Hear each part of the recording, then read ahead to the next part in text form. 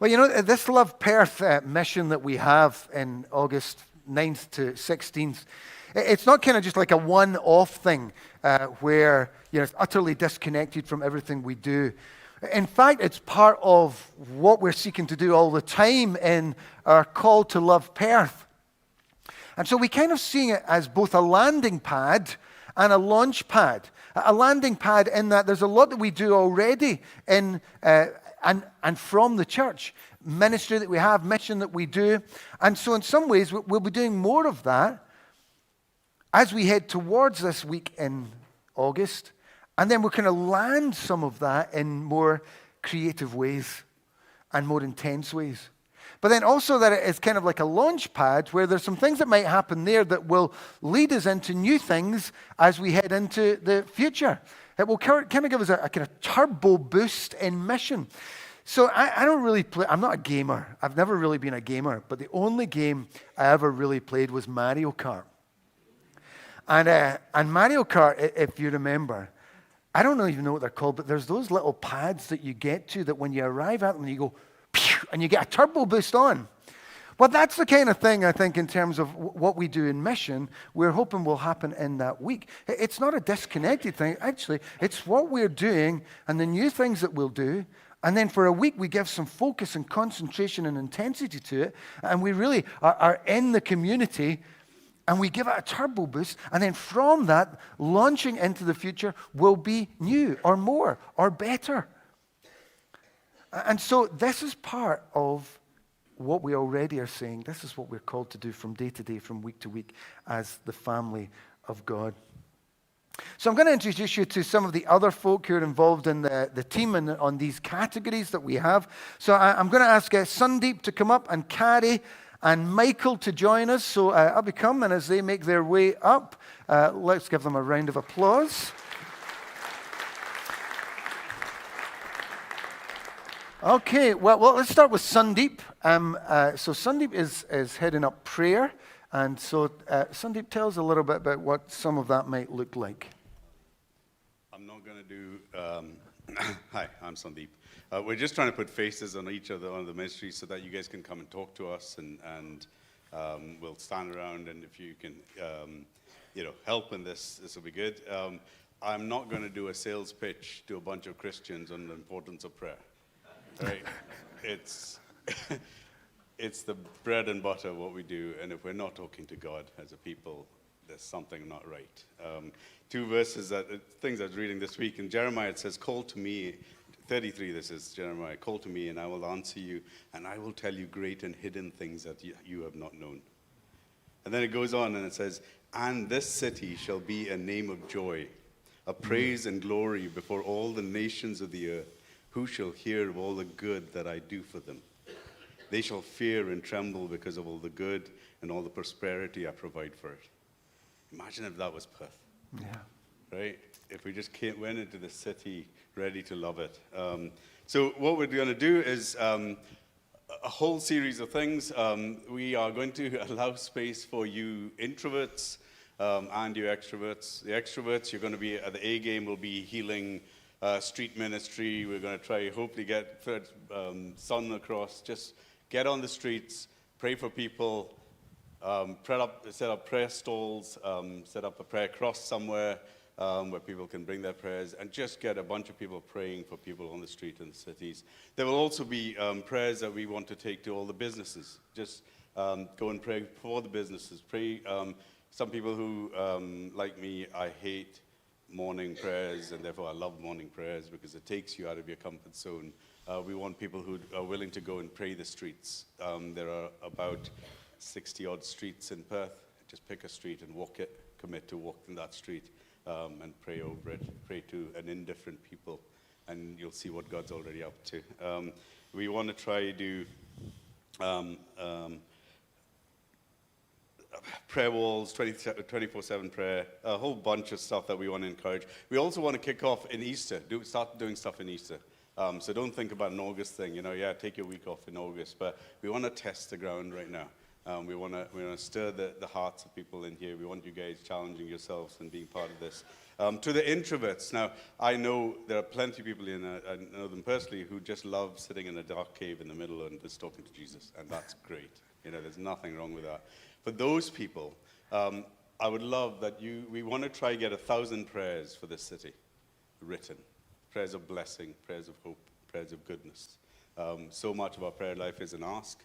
This we want to do is a blessing to others. So if you can simply, and we're going to try to leave some like suggestion box type things where you can just simply write a prayer.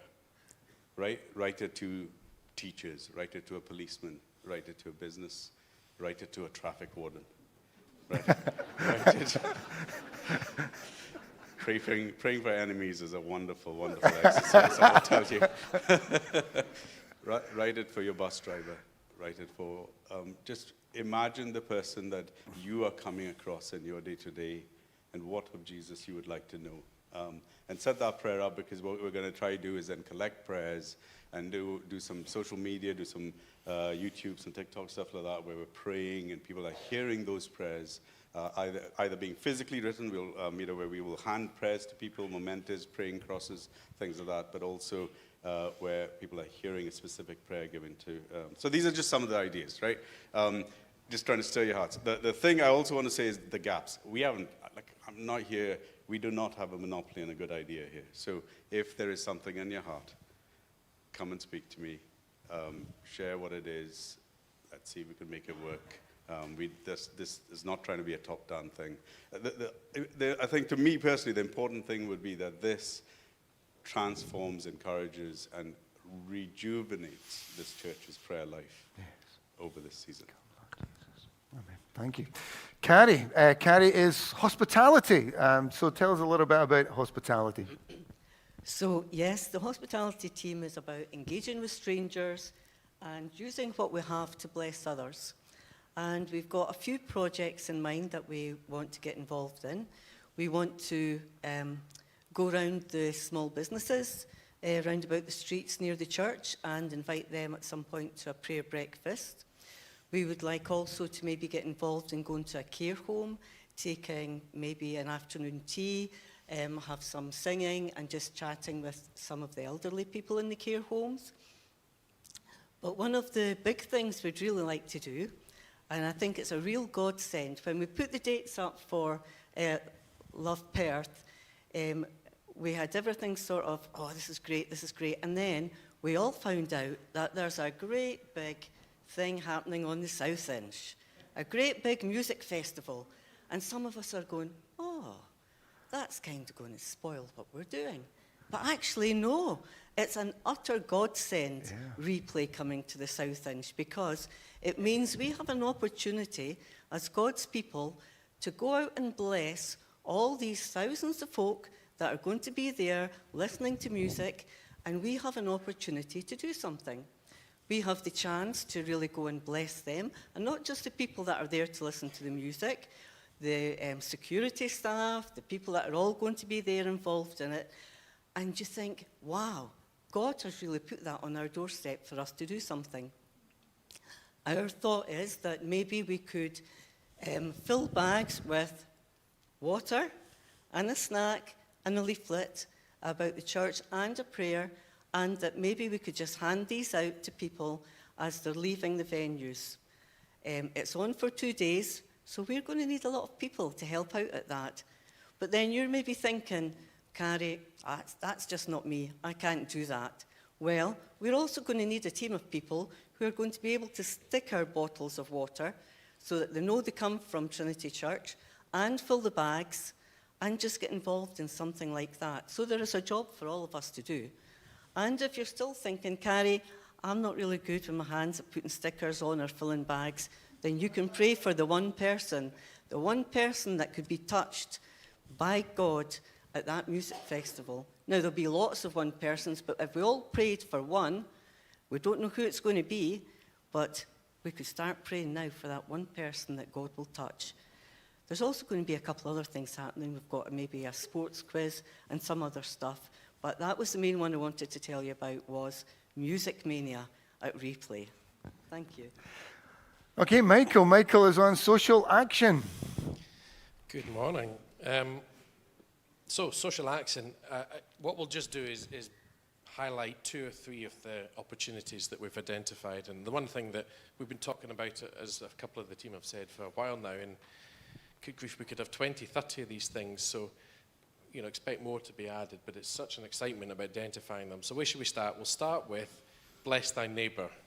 This is Ian's wording for this one. It took ages to come up with the name. But what do we mean? Well, it's difficult if you're sitting facing this direction, but if you looked round, you looked out there, or if you go out the back, there's the flats, there's the community housing, there's lots of other parts of the neighbourhood really close to us here, and even where you stay at home. But how do we bless those right on our doorstep? So we're looking for opportunities, and this is the phrase that we'll be using quite a few different activities about, redeeming places. That's one of the aspects that we go in and we look for new purpose, bringing a space to life, just blessing the individuals that we come across. So it could be gardening projects, it could be linking in with the hospitality team to do something around food and gathering around food. There's many opportunities, but bless thy neighbour is something that we want to do right here on our doorstep, and we're hoping that through those interactions you get conversations. Conversations lead to relationships, those build. I was always struck that when the building, just after this part of the building opened, the team with Paul and others that were working out the front testified so many times that they were working, people would stop, chat, conversations would come from that. So that's a microcosm of what we hope from blessing thy neighbour. So that's a very much out in the local community. And then something that clearly I'll know a lot about, the Unity World Cup. That's rugby, isn't it? No. Maybe a sore point today. Unity World Cup. So we're thinking about having a week-long tournament or a couple of days tournament, bringing together many of our friends from the international community that are here with us or in the hotels in Perth, and through local Perth people and maybe even further afield, but to put on our World, small brackets, Perth Football Cup. We'll bring them together, we'll arrange the locations, we'll put the tournament structure together, and then we'll play that through. And hopefully that'll just be an exciting time, a time for energy, but then a time for conversations as you knit together into small teams. So that's something to look forward to. I'll brush up on my whatever it is you do in football, passing. And then the last of 3, and there's many more, celebrating recovery. Now that's maybe more focused into the church space, but it's really just to celebrate and honour those that have been on a recovery path. And as we're hearing earlier, that can be many different types of recovery. There's a chance for gathering around food, maybe a ceilidh, maybe dancing, maybe praise, and get together and celebrate that journey. So that's a flavour of 3 different areas. Blessing the neighbour, looking at sport as a way to bring people together, and celebrating recovery, and many more. Thank you, Michael. And then the folks who've been involved in creative arts, most of them over with the children just now, so I'll take their slot and a little bit with creative arts. So one option on creative arts is to do some street art out on the street, get the artists together. We have quite a few here, or bring some in from other places as well. Art on the street, where we gather, talk, and if you're doing particular types of art, as you talk with somebody, you can begin to tell a little bit about what you're doing, the artist, whatever you're painting, and depending on what the theme is on that, how does that start conversations? I remember there was a guy who I knew down in one of the churches in the city centre. Ian Campbell was his name, and he would just sit in cafes and paint. And people would come up and they would ask him what he was painting, and he was always painting something biblical or something that had sort of spiritual content to it. And people were fascinated and would get into these conversations about Jesus and about what was being painted. Street art, part of that could be, just as we're doing that, chalk paints on the ground. We did think it wouldn't be cool to get the biggest, longest hopscotch that we possibly could. I don't know if it's possible for us to do it in the high street we're looking in, where you just create some space where people gather and talk and share, and you get to talk about what you're doing and why you're doing it. Dog art, dog portraits, pet portraits.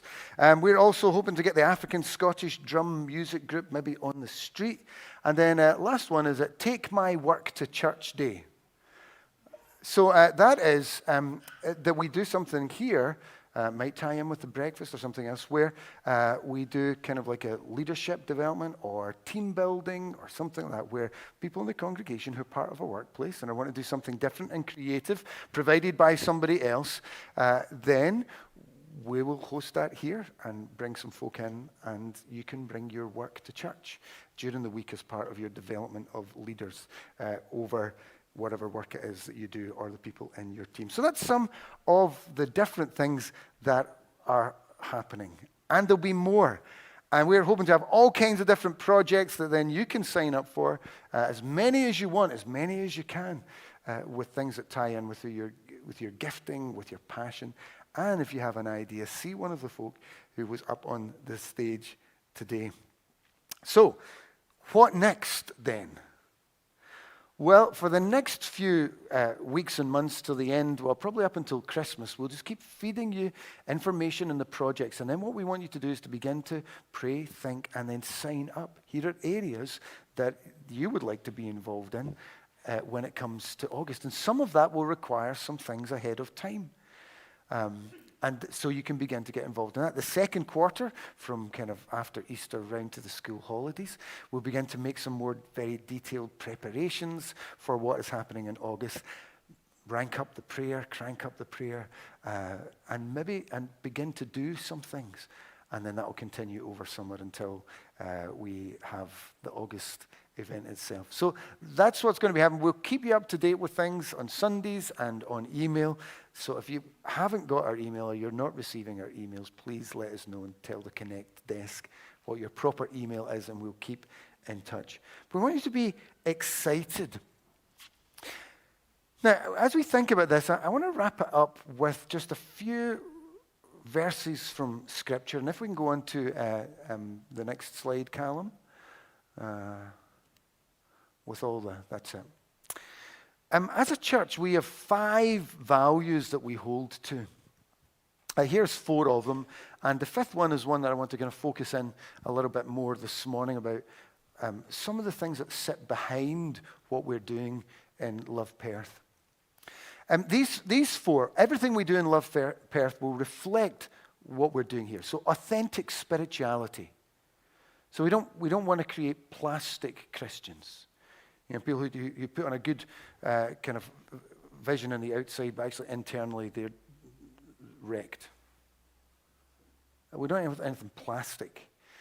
So we're not afraid to acknowledge our failings, but neither are we ashamed to live out our faith. That authentic spirituality. And what we do, we'll have that too. What does it mean when we're painting over here and we get into a conversation with someone else and then there's a conversation emerges about things that we mutually struggle with? Well, we should be able to talk about that. Or radical hospitality, we talk about open hands and open hearts. We believe that everyone should be welcomed, whoever they are, whatever background they come from, whatever situation they're in, whatever life decisions they've made. But the grace of God is widely hospitable. And it expresses love to all because God loves all. That's why there'll be not just food hospitality, but heart hospitality. What does it mean to just welcome and to bless and to get alongside? Then we've got humble unity. How do we, when working with people who are different from us, how do we kneel towards them so that we can both rise together? So rather always forcing our way and our perspective and being aggressive and forceful, I say, how do we do mission in humble unity? So we will partner with other organizations, perhaps other churches in some respects, and we'll kneel towards so that we can rise together. Posture of humility. 4th one. Oh, it says humble unity twice. Is compassionate advocacy. Walking with love, working for change. Compassionate advocacy brings together compassion and justice. So compassion, we spoke last week, didn't we, about the fact that Jesus was moved with compassion. His heart felt, from the guts we spoke about, Jesus feels when he sees someone suffering or when he sees an injustice and he reaches out with compassion. But he's also the God of justice. And he speaks on behalf of those who can't speak on their own. He stands up for those who have no voice. He challenges systems and things that are unjust. We walk with love, but we work for change. And so that will sit under Love Perth as well. This is who we say we are. And then the last one that we have, the fifth one, is creative generosity. Faith to see, faith to bless. And really, I love Perth probably is, I think all of these values are kind of active and present, but they're also aspirational. They're actual, but they're also aspirational. I think this is the one that I think if I was giving a report card as a leader to myself, I would say, could do better in creative generosity, could do better. And I think Love Perth gives us an opportunity to be creatively generous in how we serve and bless the city around us. Creative generosity. Faith to see. So what can we see that's not already? What can we see that's in need? And then faith to bless. Faith to believe we can actually do something about it and make it happen by generously and creatively responding. Faith to see, faith to bless. And so I want to share a little bit just from some verses of Scripture in Mark chapter 8 as we think about creative generosity. So last week we spoke about Jesus weeping and feeling and being moved with compassion and moved to act. And we're going to look at one of those passages of Scripture where that's the case, but I want to frame it this week under this compassion, not compassion, but creative generosity. Seeing what's needed, seeing what's not there, and then miraculously bringing something new about. So let's read, we'll just take a few verses at a time. During those days, another large crowd gathered. Since they had nothing to eat, Jesus called his disciples to him and said, I have compassion for these people. They've already been with me 3 days and have nothing to eat. If I send them home hungry, they will collapse on the way, because some of them have come a long distance. So first of all, what does Jesus see? He sees what's not there, but is needed. He sees where the gaps are. He sees the need. The people who were there needed food. They were hungry. They were weary. And if there wasn't some intervention at that moment and they were sent away, then it would make no difference to them in terms of their weariness, their hunger. In fact, it would make the situation worse. And Jesus sees the need.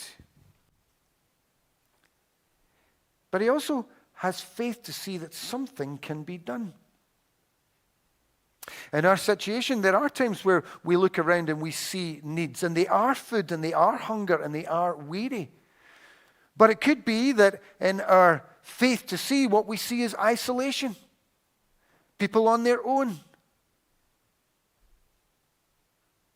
The statistics for loneliness. The narrative around loneliness is so high in social media, in news, in social life. Almost like a pandemic of isolation. The need might be hostility. You know, why would we do something like a Unity World Cup? Well, to combat hostility. We see a need. Or addiction. That's why we do recovery stuff. We see a need, but then we say, but we also see what could be that's not there yet. And Love Perth is about thinking through, well, what's not there yet? We understand the need, we can see it, but do we have faith to see what's not there yet? Let's bring that. What could it be? The possibility. For Jesus, it was food, so that they could be satisfied and strengthened. But in our situation, it could be to bring about connection and hospitality. or peace or unity or value or freedom. Faith to see, not just the need, but what's not there that could be. Let's read verses 4 to 7. His disciples answered, "But where in this remote place can anyone get enough bread to feed them?" "How many loaves do you have?" Jesus asked. "7," they replied. He told the crowd to sit down on the ground, and when he'd taken the 7 loaves and given thanks, he broke them and gave them to his disciples to distribute to the people, and they did so. They had a few small fish as well, and he gave thanks for them also and told the disciples to distribute them. So they had what was needed. They looked at it and they thought, surely this is not enough. But Jesus knew. And he invited the disciples to come and join him in the faith to see that with what they have, they could bless. Faith to see, faith to bless. They didn't think they had much, but somehow under the lordship of Jesus, what they brought, he would use to bless and to bring what was needed, what wasn't there yet. Faith to see, faith to bless. And it would take for them a step of faith to bring all the little that they had. And then Jesus sent them out, and in sending them out, that act of obedience that they had for Jesus meant that there was a multiplication of what they had. A multiplication so much so that not only was everyone fed, but there was still extra left. There was an abundance. This was a generous act of Jesus in this miracle of bringing what was needed. Well, what about us? What do we have? The gifts we bring. And it might not seem like much, like some bread and some fish. But what we do have is Jesus, who takes what we bring him and wonderfully, creatively, and generously uses that to bless the world around. Let's read on. Verse 8.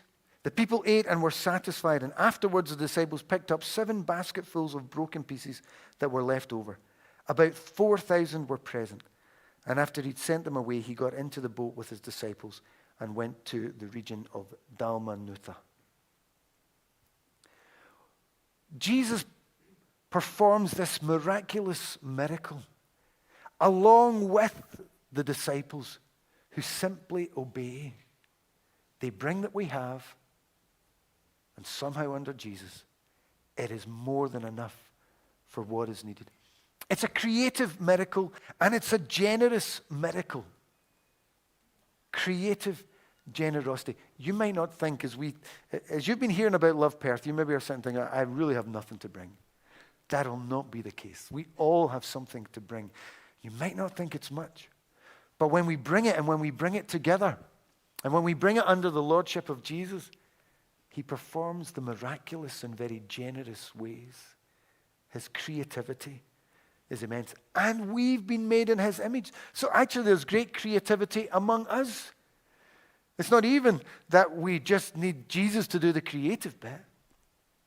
But we ourselves are creative. There are people who are artists and musicians and writers and poets and crafters and all kinds of things. How do we use what God has given us so that we can live out a creative generosity as a church? This church is packed, jam-packed with resource, people, gifts, abilities, money, all kinds of things that God has given us so that we can bless. That's what we're called to do. A creative generosity. Faith to see. Faith to see what the need is. Faith to see what's needed, what's not there yet, but could be if we just went and did something. And faith to bless generously and creatively. Faith to bless is self-giving. Faith-filled, faith-induced, faith-activated, faith-transforming, faith-giving, faith-sacrificing to bless the other generously as well as creatively. Faith to see, the courage and imagination of faith, and faith to bless the giving and the abundance of faith. Creative generosity with the miraculous Jesus who takes what we bring and turns it into a feast that is more abundant than even what we need. So that's your challenge. That's our challenge for us as we think about Love Perth and as we invite you to take some time off, to come and join us. Or where you've got time, create a little more and come and let's love Perth and serve and bless it and watch what God does. I'm going to invite the worship team to come up and join us.